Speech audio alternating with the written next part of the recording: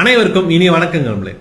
ஒரு அப்பா கொசு கிட்ட போய் அந்த மகன் கொசு கேக்குது, அப்பா நான் தான் கொஞ்சமா வளர்ந்துட்டேன்ல, நான் போய் ஊரை சுத்தி பார்த்துட்டு வரட்டுமா, வெளியில போயிட்டு வரட்டுமா அப்படின்னு சொல்லி கேக்குது. அந்த அப்பா கொசு நல்லா யோசிச்சு பார்த்துட்டு சரிப்பா பத்திரமா போயிட்டு வா அப்படின்னு சொல்லி அனுப்புறாரு.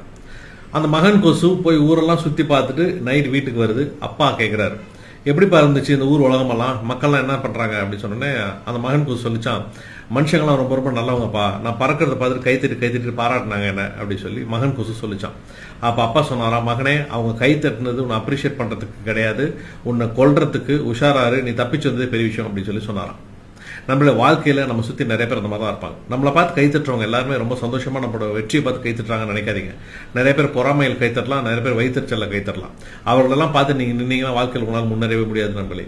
2 விஷயங்கள் வாழ்க்கையில் மிக மிக முக்கியமா கவனத்தில் வச்சுக்கோங்க நண்பர்களே. முதலாவது அப்ரிசியேஷன், இரண்டாவது கிரிட்டிசிசம். உங்களை பார்த்து ஒருத்தங்க அப்ரிஷியேட் பண்றாங்க அப்படிங்கிறதுக்காக அதை நீங்க மண்டையில் ஏத்துக்கிறதும் தப்பு. ஒருத்தவங்க உங்களுக்கு கிரிட்டிசைஸ் பண்றாங்க, விமர்சனம் பண்றாங்க அப்படிங்கிறதுக்காக அந்த இடத்துல நீங்க தேங்கி நிற்கிறதும் தப்பு.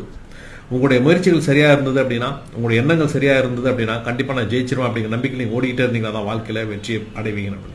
அப்படி வெற்றி நீங்கள் அடைய மனப்பூர்வ வாழ்த்துக்கள். மீண்டும் அடுத்த வீடியோவில் உங்களை சந்திக்கிறேன். சேனலை ஃபாலோ பண்ணிக்கோங்க.